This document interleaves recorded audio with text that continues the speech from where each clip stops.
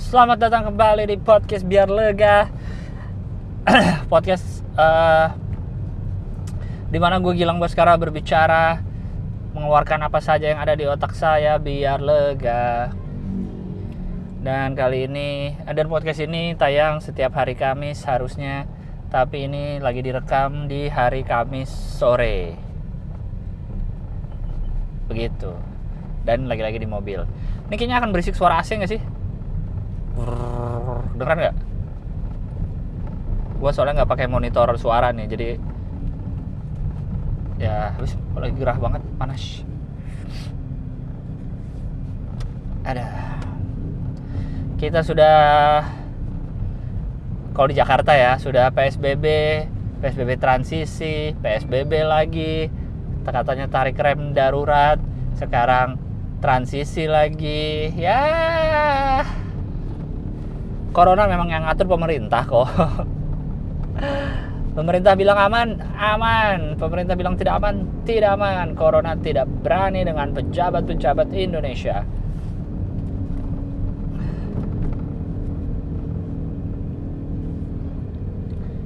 Hari ini apa yang terjadi ya tadi ya? Wait.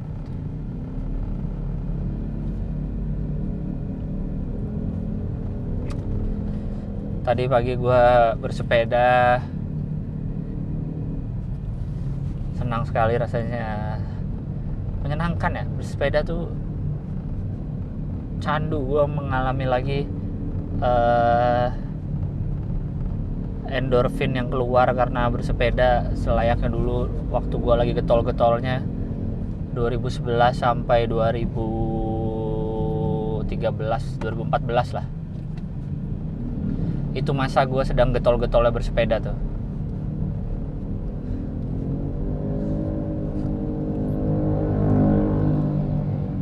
Itu masa masih ngertinya goes, ngerti upgrade dikit-dikit, malah makin ngerti upgrade malah jadi jarang goes jauh. Sekarang udah lumayan ngerti upgrade, bahaya, jadi pengennya upgrade ini, upgrade itu. Tadi gua 39 kilo lah. 39 kilo dari daerah rumah gua ke Blok M. Janjian sama teman gua karena teman gua tinggal di Senayan. Terus mau mana? Dia pengen ke Situ Gintung tadinya. Terus akhirnya nggak jadi, akhirnya ke Pondok Cabe karena dia belum pernah ngeliat bandara Pondok Cabe. Ya udah, berarti gue ke arah, sebenarnya tuh agak arah pulang gue. Jadi dari Pondok Cabe, Fatmawati ke SMA gue 34 Pondok Labu, makan di situ mie ayam Donoloyo. Terus balik lagi ke rumah, gue udah deket tuh. Dia terus lagi balik ke Senayan, agak jauh. Dan dia habis itu dia masih WFH lagi. Jadi habis itu dia ya apa namanya, kerja. Gokil. Dia total tadi gue liat di Strava dia 45 kilo. Gue 39. Lumayan lah, cukup produktif olahraga gue nih. Terus apa yang mau gue ceritain hari ini ya, nggak tahu gue. Nggak ada yang lagi ini sih. Gue lagi mau mencoba menseriusi ya. Ini udah ya berkali-kali sih gue mengutarakan ini di hati gue sendiri maupun di podcast, nggak tahu pernah kali ya. YouTube gue yang review mainan, walaupun sampai sekarang masih suka ada yang komen sih di situ, cuma kan sangat tidak aktif ya. Semoga lah, insya Allah gue besok mau syuting. Serius, gue nyewa studio bro. Jadi gue nyewa studio dan ada editornya sekarang. Jadi ada teman gue yang dulu pernah menjadi editor gue juga di YouTube gue awal-awal waktu di Bandung. Tapi karena dia sibuk, jadi belum bisa. Sekarang dia bisa lagi bantuin. Jadi kita lihat aja apa yang akan terjadi. Apakah akan rutin. Aduh, soalnya gue ngesetnya nggak usah muluk-muluk lah, seminggu sekali aja. Dulu juga pengennya seminggu sekali, tapi ya gitu ya, semoga nih bisa sekarang seminggu sekali.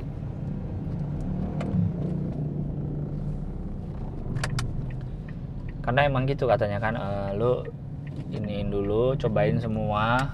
Kayak gua kan nyobain syuting, ngedit apa sendiri, terus cari hal yang paling lu males. Nah udah itu yang lu hire orang. Gua paling males setelah gua telusuri adalah editing, yang paling gua males. Walaupun kadang sempet egois, pengen sempet tuh kan habis gua minta teman gue yang editin, terus lama-lama gue pikir enggak, gue pengen biar taste-nya kan gue yang nge-shoot, jadi biar gue yang paham, jadi gue yang edit juga gitu sekaligus. Ini ngantuk banget hari ini ya, dari pagi udah beraktivitas. Sekaligus gue yang editin, jadi biar taste-nya gue, taste-nya editan motong-motong biasa aja taste. Biar taste-nya gue, terus guanya juga jadi nambah skill, yaitu bisa ngedit video. Sekarang sih bisa, kalau dibilang bisa sih bisa, jago enggak. Gue mah banyak bisanya, gue cuma jagonya enggak, dikit jagonya. Kayak gitu, jadi gue udah tahu apa yang gue males ya, insya Allah lah bisa bergerak lagi.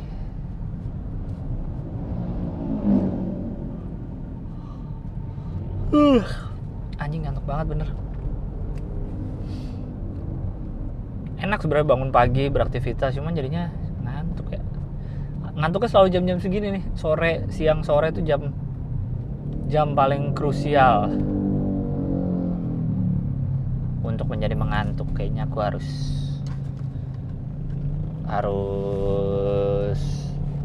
apa namanya, doping kopi nih. Harus minum kafe biar kayak anak-anak senja. Sejujurnya gue cukup sering sih lihat berita-berita. Ya sebenarnya nggak banyak sih beritanya, cuma ada 2 apa 3 tuh kan yang soal sekarang pas sepeda dibegal. Serem sih emang. Apalagi gue tuh cukup sering lah sepedaan sendiri. Gue prefer sendiri kadang, karena kalau sendiri kan lu bebas kemanapun yang lu mau, nggak tunggu-tungguan, bebas berhenti kapanpun, bebas tiba-tiba berubah haluan mau kemana, bebas kapan tiba-tiba mau pulang, atau tiba-tiba udahlah masukin ke taksi pulang kayak gitu. Gue enak, cuma kalau ngelihat yang ada di video tuh yang dia katanya ya, karena dia kan cuma cerita juga, di tanjakan Latuhar Hari Kuningan. Aduh kenyang banget habis makan. Dirangkul terus ditodong pisau perutnya, akhirnya handphonenya diambil. Serem juga bro, apalagi di tanjakan. Lu naik sepeda di tanjakan mau kabur kemana, lagi berat nanjak. Tapi emang gue juga pernah diceritain zaman bike to work aktif tuh. Bike to work tuh kapan ya? Mulai 2010 kali ya, 2011. Pas fixed gear itu nggak sih? Pas fixed gear booming, bike to work juga booming, apa bike to work sebelumnya ya? Ya itulah, gua nggak tahu. Itu pun banyak tuh, marak. Bahkan dulu kalau gue dengernya ya, berita cerita dari teman dan dari Kaskus waktu itu kan rame, pencurian sepeda di kantor-kantor. Jadi kan ya sepeda nggak ada STNK-nya, nggak ada apa, kalau parkir kan siapa aja bisa ngambil sebenarnya. Apalagi zaman bike to work tuh ya kayak sekarang lah, sepeda-sepeda mahal pada keluar kayak gitu kan. Dan dulu katanya maling-malingnya sudah tahu merek mana aja yang oke gitu, sepeda-sepedanya yang mahal. Jadi katanya caranya ada yang masuk ke parkiran perkantoran nih, masuk ke parkiran kantor pakai baju pesepeda, pakai jersey, pakai helm, kayak gitu. pakai jersey, pakai helm. Jadi Toto keluar bawa sepeda aja, ada CCTV-nya gitu. Serem ya. Ada yang akhirnya nyiasatinnya, ada yang sepedanya kalau parkir bannya dicopot satu, jadi bannya dibawa ke dalam kantor biar aman. Ada yang ininya dicopot, sadelnya, tempat duduknya, sadel sepedanya dicopot kayak gitu. Tapi ya mau gimana gitu, karena sepeda di Indonesia, di Jakarta, gue nggak bisa bilang di Indonesia sih, di Jakarta lah. Di Jakarta tuh kan hitungannya sedikit lah untuk kota besar ya. Untuk kota besar tuh hitungannya sedikit pesepedanya yang memakai sebagai komuter. Kebanyakan pakai untuk olahraga, untuk sekali-sekali aja gitu ya. Kayak gue kan untuk sekali-sekali aja. Waktu dulu di Bandung 2011an tuh gue bener-bener komuter, gue alat transportasi gue ya sepeda kalau sendiri ya. Kalau bareng temen ya mungkin yang angkot rame-rame. Kalau sendirian gue prefer sepeda dulu karena enak aja. Apalagi di Bandung kan gak sepanas di Jakarta, gue bisa berangkat kapan aja.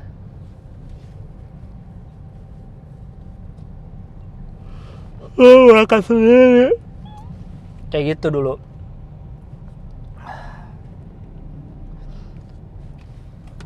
Jadi kayaknya karena di Jakarta tidak banyak yang menggunakan sebagai komuter, jadi yang sekali-kalinya yang keluar tuh kan kelihatan tuh kadang yang mahal-mahal sepedanya.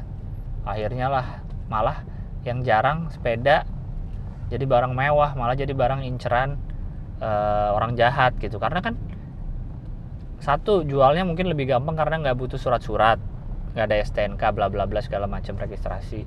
Dua, nggak bisa ngebut, malingnya pakai motor, apa mau dikejar dijambret bisa, sepedanya nggak bisa ngejar lagi. Tiga,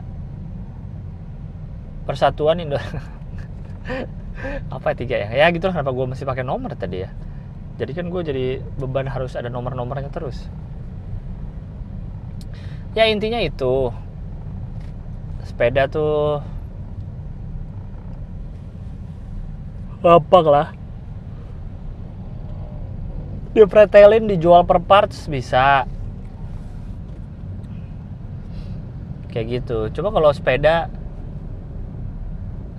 udah biasa gitu jadi barang, mungkin kayak motor lah, ibaratnya motor di Jakarta cuma tuh sepeda semua, mungkin ininya nggak, mobil anjing, mungkin nggak segitu jadi incerannya kali ya, ya walaupun motor udah segini banyak tetap jadi inceran maling sih. Karena kalau kita lihat kota-kota besar dunia, apa, New York banyak pesepedanya, Tokyo apalagi Tokyo,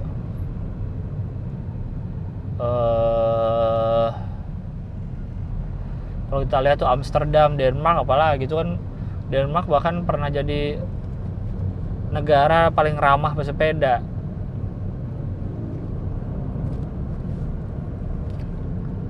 Gue dulu pernah ke Tokyo tuh 2000 berapa ya, 9 apa 2010 kali. Wah, pesepedanya banyak banget dan ngebut. Jadi muncul dari, kalau kita lagi jalan kaki ini muncul dari kanan kiri kita, karena nggak ada suaranya kan. Dan kebanyakan itu adalah emang komuter, sepeda keranjang.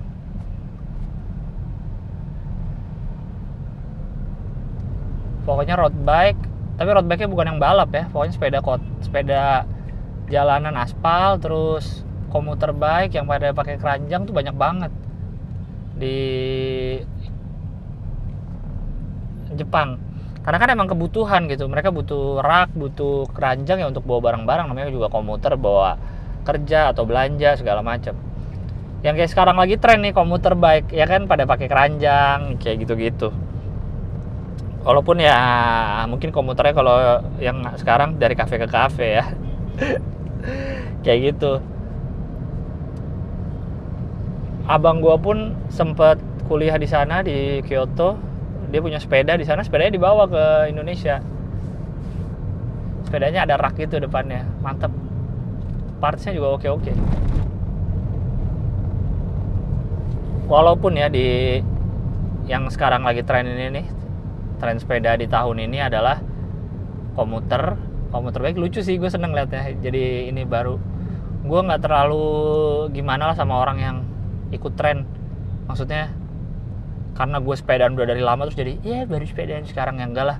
Malah senengnya adalah bengkel sepeda makin banyak. Walaupun bengkel sepeda makin banyak, tetap aja makin rame dan makin susah gitu. Harga bengkel sih nggak terlalu sih, bengkel mah harganya relatif stabil.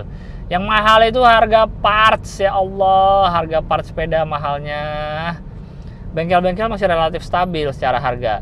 Bengkel jadi lebih banyak, itu plus point dong untuk penghobi lama. Jadi penghobi lama nggak usah protes, anak-anak ini baru sekarang ini, hobi apapun ya, justru jadi banyak yang tahu kan, jadi memudahkan. Ini karena lagi pandemi aja. Coba kalau nggak, parts berlimpah, demand juga tinggi, tetap mahal nih kalau demand tinggi ya. Kalau partsnya banyak sih tetap murah ya. Ini partsnya kan lagi langka. Terus parkiran sepeda jadi semakin banyak, itu hal yang bagus loh. Dulu kalau menurut gue pernah cerita soal ini, tau dah bodoh, di podcast ya, suka-suka gue lah. Dulu waktu di Bandung gue menjadikan sepeda sebagai komuter, yang jadi masalah adalah parkiran. Dulu jalur sepeda awal-awal bikinan Bandung tuh yang biru, yang di Dago tuh, kalau yang tahu sepedaan di Dago, yang biru tapi cuma trotoar dicat biru doang, jadi nggak enak banget, nggak nyaman. Sepeda lu harus sepeda gunung baru bisa di situ karena lewatin konblok trotoar.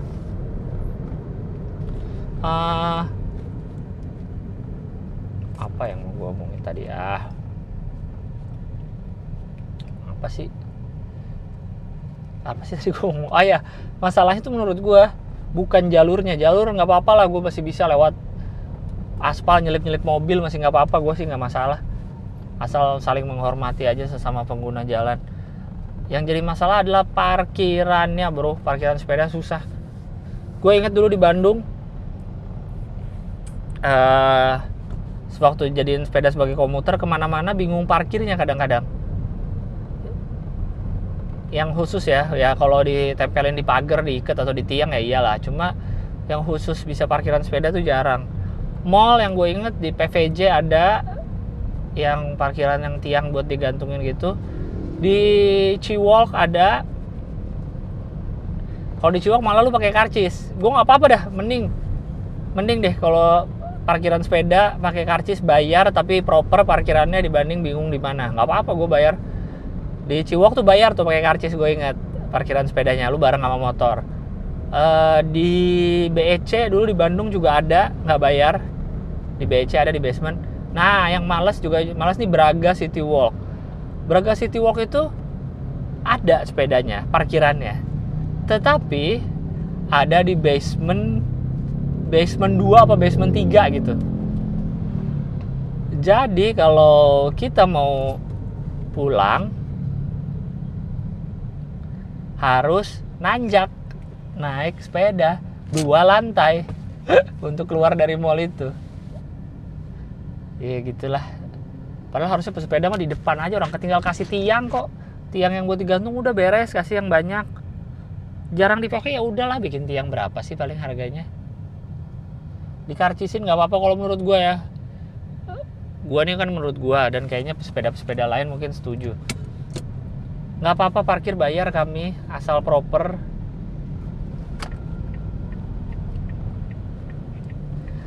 Jangan dikira mentang-mentang naik sepeda tuh duitan.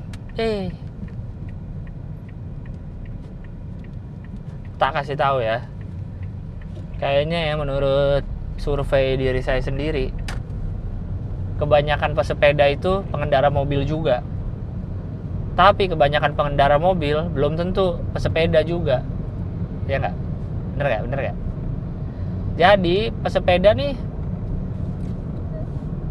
gue nih sebagai, ini kan sekarang gue lagi nyetir nih. Kalau gue lihat ada sepeda depan gue terus dia mau belok atau apa, gue paham tuh kesusahan dia. Jadi gue bisa ngasih jalan atau apalah. Kalau gue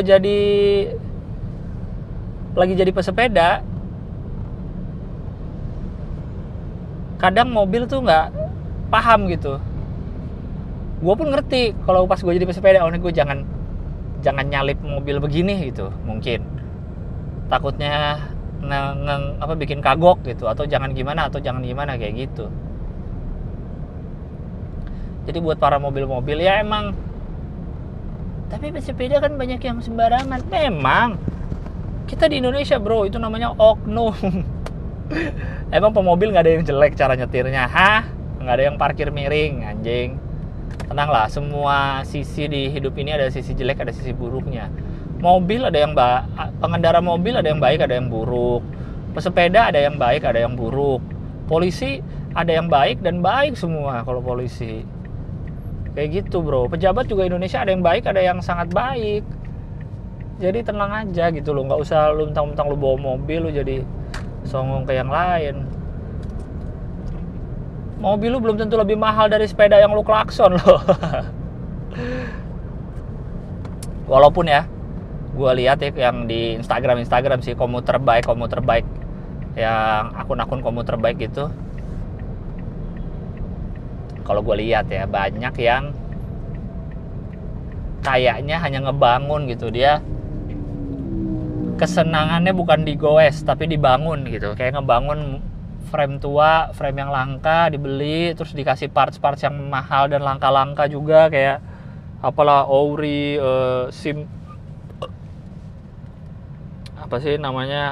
Simworks, rimsnya atau bannya apalah, WTB apa yang mahal, bannya Schwalbe apa yang mahal, kayaknya ya gue liatnya. Jadi kayaknya mereka mendapat endorfinnya tuh bukan dari goes justru, tapi dari ngebangunnya, ngemodif sepedanya dengan parts-parts yang langka dan mahal-mahal itu gitu. Menurut gue pun ya udah lah, nggak apa-apa. Mungkin kalau gue sejauh ini, walaupun gue tidak munafik, kalau gue juga suka upgrade, gue juga suka kalau punya duit lebih mah gue juga pengen ngasih sepeda gue barang yang agak merek agak mahal, karena gue tahu yang mahal itu lebih tahan lama lah, sudah teruji lah. Jadi kadang tuh kita suka, karena kita nggak mampu gitu kadang ya, terus ngeliat yang anjing mahal banget sepeda dia, ngapain sih beli sepeda mahal-mahal, kita juga sama. Karena tuh pikiran-pikiran tidak mampu tuh, gue juga masih sering gitu. Kalau gue udah nggak bisa menglogikakan kenapa orang beli benda semahal itu, berarti gue belum sekaya itu. Itu aja sih kalau gue. Karena gini, kalau gue punya duit lebih pun gue pasti akan ngasih yang mahal gitu. Misalnya gue mau ganti ban sepeda nih, gue ada duit lebih nih, jangan merek Swallow deh bannya, cari Kenda deh. Atau ada duit pengen Maxxis. Kemarin gue baru beli buat ban road bike gue beli Continental, agak mahal tapi biar tahan lama lah, biar gue nggak khawatir ban. Kalau kalian nggak tahu kan road bike bannya tipis-tipis tuh, rentan banget kena lubang tuh serem gitu ya, dibanding MTB yang bisa lu hajar-hajar aja. Jadi kadang gue suka takut gitu, makanya gue beli ban si Continental Gator Skin ini yang agak tebal. Emang agak mahal sih untuk ban, gue pertama kalinya beli ban agak mahal gini, tapi insya Allah lah aman gitu.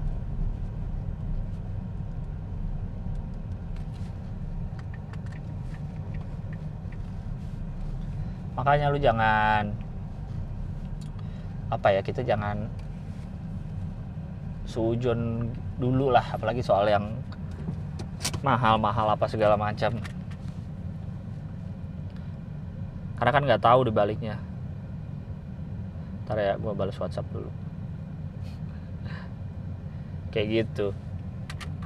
Makanya gue lihat tuh banyak yang di Instagram tuh kayaknya emang lomba-lombanya untuk bagusin sepedanya aja. Ya nggak apa-apa, sekali lagi mungkin dia endorfinnya muncul dari itu, dia bisa dapet keranjang Nito misalkan yang dari Jepang. Di situ kesenangan dia, terus bisa kepasang sepeda dia, bisa dilihat, bisa dia liatin sepedanya, udah cakep banget sepeda gue. Kesenangannya di situ mungkin. Gue ya itu, gue tidak munafik, gue juga seneng upgrade, gue juga seneng parts bagus. Tapi endorfin gue kayaknya lebih keluar kalau gue goes gitu. Gue ngerasain angin, gue ngerasain nyelip-nyelip mobil, gue ngerasain bisa jalan cepet dibanding mobil-mobil yang pada macet. Gue ngerasain bisa berhenti tiba-tiba, misalnya pengen jajan ini ya, berhenti di pinggir jalan, bisa lewat jalan-jalan yang gak bisa gue lewatin dari mobil, atau mungkin motor juga gak bisa dilewatin situ. Gue bisa sapa-sapaan sama sesama pesepeda. Itu gue endorfinnya gue dapet dari situ sih, lebih dari situ gue. Bebas aja kalau lu endorfinnya dari ngebangun, dari pamer foto sepeda lu atau mahal-mahalan part sama temen-temen lu, ya nggak apa-apa, cuma ya gimana, hati-hati aja lah, orang makin tahu. Harusnya begal itu udah tahu ada begal di ketat makin ini ya, bukan malah kita yang hati. Ya tapi tau lah, ya hati-hatilah tetaplah. Keluarkanlah uangmu untuk kebendaan berhala, sepedaan duniawi itu tidak apa-apa lah, yang penting kamu senang. Jadi ngomongin sepeda ya ternyata kita hari ini ya. Ya, oke. Sudah deh. Saya mau lanjut baca email, oke? Oke, saatnya membaca email yang sudah masuk di podcastbiarlega@gmail.com. BTW ini udah hari Jumat dini hari. Jadi udah pasti telat dong tayangnya. Ya kali nggak telat. Lanjut. Bisa nggak sih hidup ini di skip aja? Bisa sih. Bunuh diri aja udah. Halo Bang Gilang, semoga sehat terus ya Bang. Saya mau curhat nih Bang, biar lega aja. Kenapa akhir-akhir ini entah kenapa saya mengalami masa-masa di mana saya merasa putus asa sama hidup saya Bang. Kayak nge-rap ya tadi ya. Karena akhir-akhir ini entah kenapa saya mengalami masa-masa di mana saya merasa putus asa sama hidup saya Bang. Keren loh, baru kalimat awal paragraf email lo udah bisa jadi rap. Saya merasa bahwa saya adalah orang yang gak guna Bang. Saya gak bisa apa-apa. Setiap malam saya selalu berpikir, apa gunanya saya dilahirkan di dunia ini? Kenapa saya tidak lahir dengan bakat yang bisa membantu saya dalam menjalani hidup di dunia? Atau juga yang paling ekstrim, bisa gak sih saya skip hidup saya sekarang buat cepat-cepat pindah ke kehidupan selanjutnya? Malah pertanyaan terakhir itu sampai sekarang terus terngiang di benak saya Bang. Saya bahkan sempat nyari-nyari di internet bagaimana cara bunuh diri yang paling cepat dan tidak menyakiti Bang. Pikiran untuk pergi dari kehidupan sekarang dan lanjut ke kehidupan selanjutnya terus menghantui saya. Padahal kalau dipikir-pikir, sebenarnya masalah hidup saya gak berat-berat amat. Bahkan terkesan saya yang berlebihan. Tapi gak tahu kenapa keinginan saya untuk mengakhiri hidup dan melanjutkan hidup saya di kehidupan selanjutnya selalu datang. Saya juga akhir-akhir ini sering marah gak jelas Bang. Keinginan untuk marah dan melukai diri sendiri, walaupun gak ekstrim kayak nyelet tangan delel, juga sering saya alami. Paling sering saya mukulin kepala saya sendiri dengan sangat keras sampai emosi saya hilang. Menurut Bang Gilang gimana? Apa yang mesti saya lakuin Bang? Saya pengen banget pergi ke profesional, tapi saya merasa masalah saya gak terlalu berat buat harus ke profesional. Saya juga nggak bisa cerita ke keluarga Bang, karena memang sangat tertutup dengan keluarga saya. Jadi sejauh ini yang saya bisa lakuin adalah memendam pikiran saya sendiri atau curhat ke podcast biar lega Bang. Tapi jujur saya udah capek sama pikiran-pikiran negatif yang selalu muncul tiap malam di dalam otak. Kalau menurut gua kan nggak pernah ngalamin gini-gini ya. Ya bener, lo harus ke profesional, jangan nganggep masalah lu masih biasa aja. Karena gini aja, karena kan sebenarnya penyakit mental sama aja kayak sakit fisik. Misalnya lu luka nih kaki, alah nggak usah ke dokter lah, luka kecil gini doang, santai. Tahu makin besar infeksi, nggak lu apa-apain, besar, makin parah, ternyata harus amputasi itu kaki gitu. Sama mungkin dengan penyakit mental, lu ngerasa nih gini doang, nggak perlu lah, gue bisa ngatasin sendiri. Tapi pikiran-pikiran jelek itu muncul terus, malah jadi bahaya kan. Makanya mendingan ke profesional aja lah. Gue sih belum pernah ngalamin dan belum punya temen yang ngalamin ya. Jadi gue tidak tahu tepatnya gimana. Tapi kalau lo emang gak punya teman buat cerita, umur 22, lagi-lagi aku sudah bilang berkali-kali bahwa umur-umur itu adalah umur sangat krusial di kehidupan. Lu kalau udah bisa ngelewatin umur-umur itu, udahlah, insya Allah kedepannya bisa lah lu lewatin. Jadi ya coba pikirin hari terburuk lu dulu dan lewat juga kan. Saya doakan dan semua pendengar ini semoga mendoakan kamu semoga baik-baik saja ya. Terima kasih Bang Gilang, maaf kalau kepanjangan. Semoga Bang Gilang sehat selalu. Semoga doa itu balik ke kamu. Oke, lanjut. Kemungkinan adanya virus zombie. Assalamualaikum warahmatullahi wabarakatuh. Mau cerita onok-onok aja sih sebenarnya. Jadi tadi habis baca jenis penyakit yang mirip zombie. Di situ ada rabies. Terus aku kepikiran, gimana kalau ada mad scientist yang bikin virus zombie? Jadi virus itu terbuat dari campuran virus corona dicampur virus rabies. Jadi penyebarannya itu kayak corona. Terus yang terinfeksi jadi kayak kena rabies, mudah marah, gangguan mental, kejang-kejang gitu. Kira-kira umat manusia bakal survive nggak ya? Gimana kalau ada mad scientist yang bikin virus? Gimana? Maksud lu masih mengandai-ngandai. Gimana kalau ada mad scientist yang bikin virus? Lu kira yang terjadi sekarang di dunia 7 bulan ke belakang nih apa? Wah, gila, konspirasi. Enggak lah, manusia gak akan survive lah. Manusia ngelawan orang yang sama-sama waras aja bunuh-bunuhan, apalagi ngelawan orang yang aneh kayak gitu. Oke, lanjut. Tolong dibacain ya bang, saya butuh saran. Assalamualaikum warahmatullahi wabarakatuh, Bang Gilbas. Disclaimer, tolong jangan bacain di alamat email saya. Oke. Saya mau curhat aja bang biar lega. Jadi ceritanya saya adalah cowok 25 tahun yang sudah berada dalam hubungan friend zone, ojek zone, atau singkatnya bucin lah bang, sama cewek 26 tahun, beda setahun. Yang selama ini kurang lebih 7 tahunan. Buset, 7 tahunan. Apain sih orang-orang kayak gini dah hidupnya. Saya akhirnya nggak tahan bang dan memutuskan untuk mengutarakannya ke sahabat saya ini dengan mempertaruhkan persahabatan kami apabila saya ditolak. 7 fucking years bang, God, it's been too long. Dan ternyata saya ditolak. Saya kecewa luar biasa, hati saya jatuh. Saya cuma bisa diam bengong doang di depannya. Tapi ternyata alasan dia nolak saya sama sekali di luar bayangan saya bang. Dia ngaku kalau misalnya dia biseksual.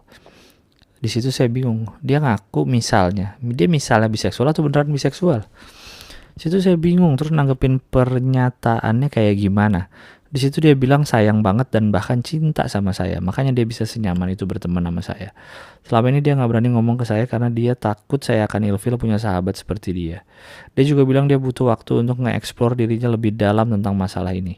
Makanya dia nolak saya agar saya nantinya gak kecewa sama dia. Saya bingung bang. Saya harus bersikap seperti apa atau apa langkah saya berikutnya? Apa Bang Gilbas punya saran?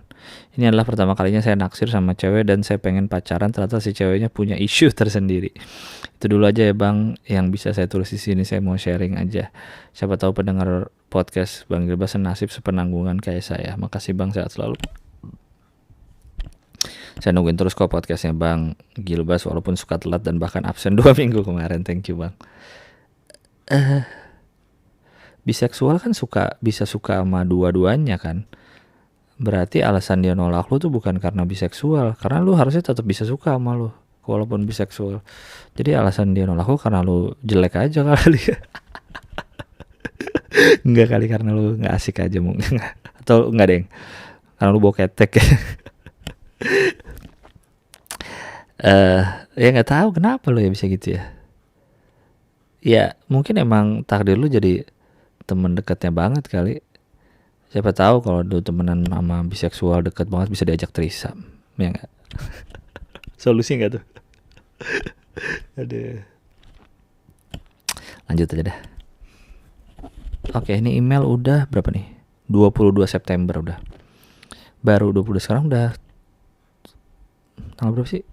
15 ya? Oh 16. Halo Bang Gilbas, subjeknya sebuah ucapan. Halo Bang Gilbas, apa kabar? Semoga pas baca ini abang dan semua pendengar dalam keadaan sehat, amin. Nama dan alamat email gak perlu dibaca ya bang. Kayaknya gak perlu ngasih tahu juga kalau gua tahu abang dari mana. Hehe, siapa yang tidak kenal sosok seorang Gilang Baskara, seorang komik cerdas, kata Bang Radit. Cuma cerita dikit bang, selama pandemi gue diberhentiin dari tempat kerja dan sampai sekarang belum kerja lagi. Mungkin karena lulusan SMK kali ya, jadi agak sulit untuk dapat kerja lagi. Hehe. Selama nganggur boro-boro ada pemasukan. Malah pengeluaran tidak terduga yang tiba-tiba muncul. Kayak motor yang jatuh dan stangnya bengkok ke atas. Padahal tuh motor sering jatuh. Tapi sialnya pas kali ini jatuh stangnya langsung bengkok. Hahaha. Sempat bingung gimana benerinnya karena gak punya uang sama sekali. BTW keluarga gue lagi krisis dan gak mungkin gue minta uang. Untuk hal bisa ditunda dulu. Pantang bagi gue minta uang ke ortu ya, walaupun belakangan ini pendirian gue runtuh. Hehe. Tapi gue punya teman baik namanya Koi, dalam kurung nama asli. Kalau nama asli ya nggak usah pakai dalam kurung lah. Dia bantu gue tanpa pamrih. BTW Koi ini dulu satu sekolah bahkan satu kelas sama gue. Tapi dia deket lagi akhir Desember tahun lalu karena waktu bukber dia bantu gue sebagai panitia dan keterusan jadi nongkrong bareng. Dia ini orangnya baik banget, kapital semua. Ngerasa beruntung aja bisa kenal dia. Bukan cuma bantuin benerin stang gue. Bahkan selama 3 bulan belakangan ini kuota gue juga disupport sama dia. Kenapa dia baik amat? Padahal dia bukan dari keluarga kaya. Dia pun juga kerja untuk memenuhi kebutuhannya. Ngerasa gak enak tapi mau gimana. Bukan bermaksud manfaatin. Semua yang gue pinjem gue catat kok. Dan kalau nanti ada uang pasti gue ganti. Bagus. Jadi orang harus kayak gitu. Cuma mau minta tolong sama Bang Gilang. Tolong sampein pesan di bawah ini. Biar ucapan terima kasih gue sedikit berkesan. Dan mungkin bisa diingat sama dia. Hehehe. Ini huruf kapital semua nih. Terima kasih ya Koi, udah selalu ada di masa sulit kayak gini.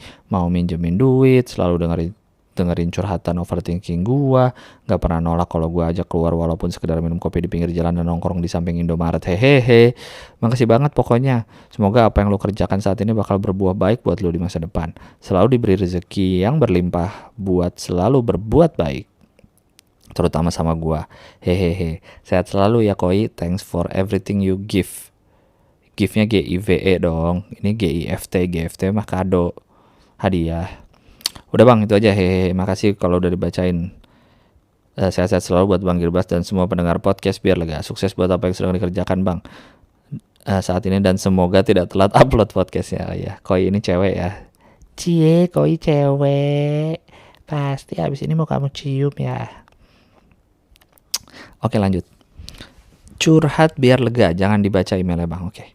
Salam sejahtera, semoga lu dan BTW yang sebelumnya tadi bagus sekali tulisannya,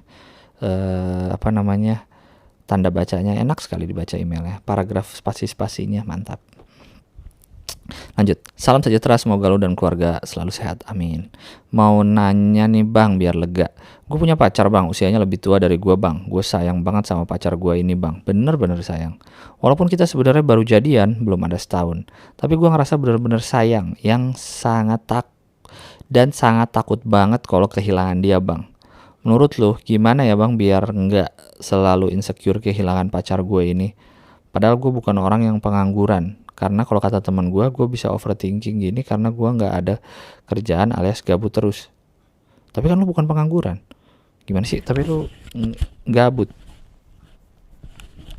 Gue juga udah pernah komunikasikan perasaan takut gue ini ke pacar gue. Dia udah coba buat ngeyakinin gue kalau dia nggak akan ninggalin gue gitu. Tapi perasaan tuh masih terus ada. Minta sarannya dong bang, apa yang harus gue lakuin? Terima kasih bang. Karena kalau menurut gue punya rasa takut kehilangan wajar sih, ya semua lah, ya orang ya barang gitu ya apapun lah pasti lu takut lah kehilangan. Masa lu, kenapa lu punya mobil dikunci, kenapa lu punya motor dikunci juga gitu, kenapa lu punya rumah digembok pagarnya, kan takut kehilangan dong. Aneh-aneh aja lu. Punya pacar ya takut kehilangan ya bagus lah, berarti lu namanya sayang.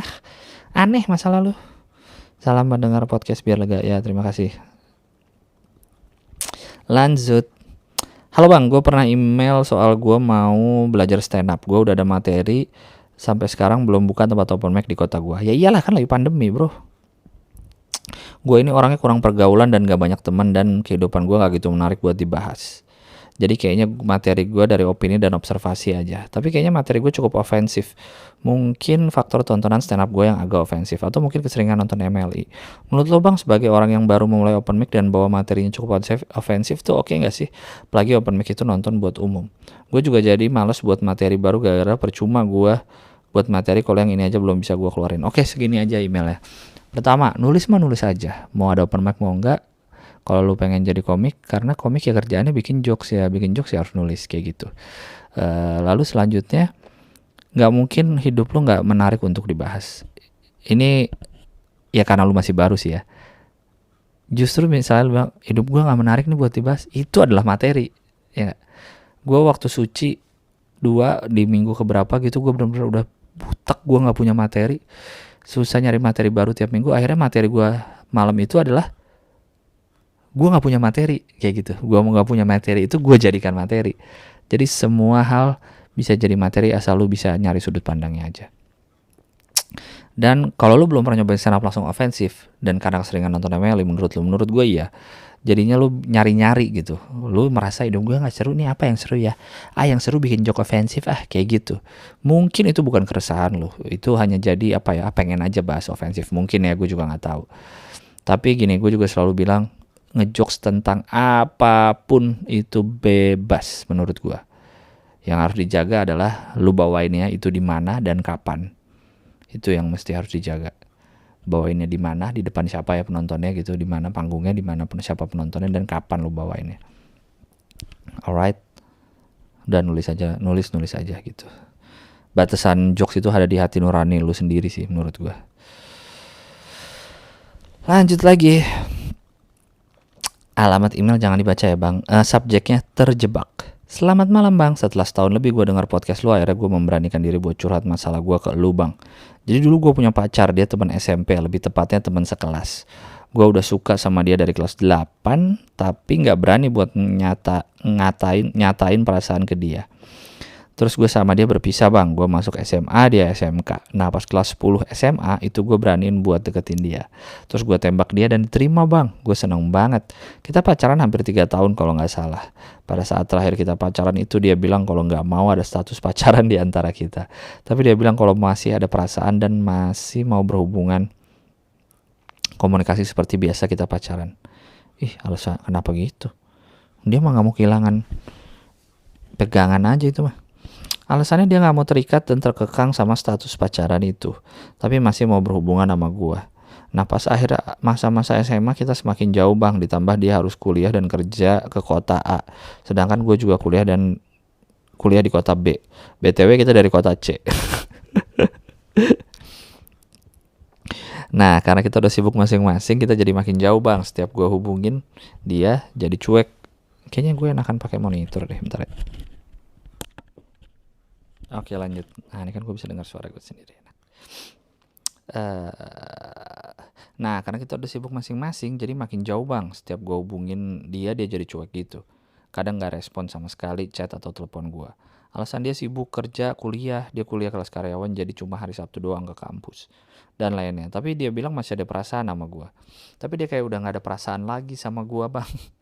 Dia cuek banget, udah gak kayak dulu. Bahkan dia gak pernah nanya kabar. Kalau nggak gue yang tanya duluan kabar dia, dari situ gue bingung, ngerasa kayak digantung gitu bang. Kayak gue mau dia buang, tapi dia tunggu dulu sampai gue bener-bener busuk sama perasaan gue ke dia. Gue kayak ngerasa terjebak gitu sama hubungan kita bang. Gue nggak tahu harus gimana. Mau gue tinggalin itu cewek, tapi gue masih sayang sama dia bang. Terlalu banyak kenangan bareng dia. Tapi kalau gue pertahanin, lama-lama gue capek bang. Mungkin gitu aja cerita gue, maaf kalau kepanjangan. Semoga Bang Gilang sehat selalu dicukupkan rezekinya, dan selalu diberikan kesabaran menghadapi hari-hari yang gak sesuai ekspektasi. Cakep. Terima kasih Bang. Kayaknya bukan gini nih. Pertama dia kan lagi pacaran ya sama lo. Nih analisis gue aja ya. Pacaran sama lo. Ternyata ada pihak ketiga nih yang bikin dia menarik. Aduh tapi belum yakin dia suka juga gak ya. Dia kalau gue mutusin lo, tapi yang ini mau gak ya yang baru. Nah udah dah, akhirnya dia mutusin lo nih. Ya udah deh, tapi masih pengen tetap berhubungan. Jadi dia berhubungan sama dua-duanya nih.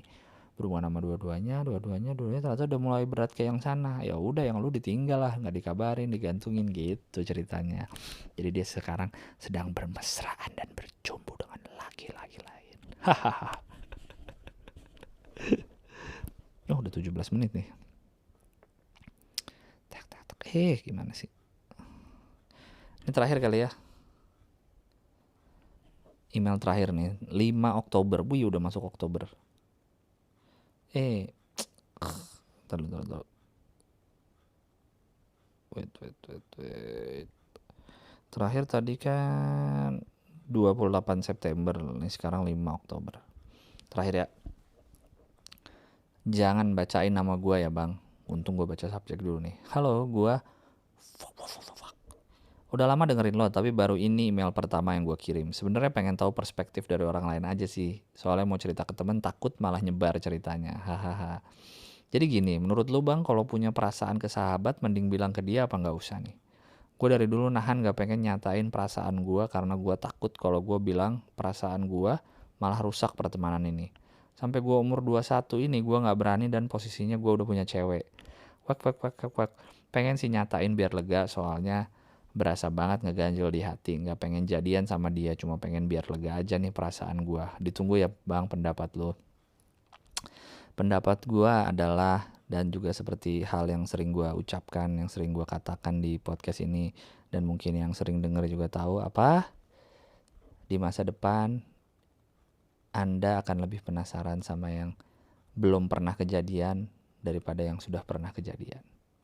Jadi di masa depan bukan mantan yang harus lo takuti, tapi yang kayak gitu-gitu tuh, yang nggak pernah jelas gitu tuh, yang masih bikin penasaran. Itu yang berbahaya di masa depan. Hahaha. Udah. Thank you very much sudah mendengarkan. Akan segera saya upload. Apa nih?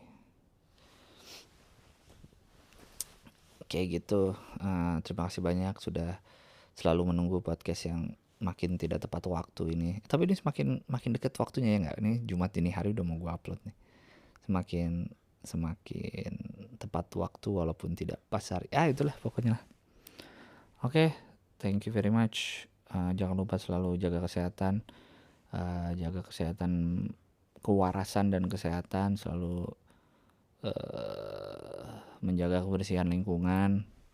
Selalu gue mau ngasih jangan apa nih. Udahlah. Dah mau diupload ya. Thank you sudah mendengarkan. Bye.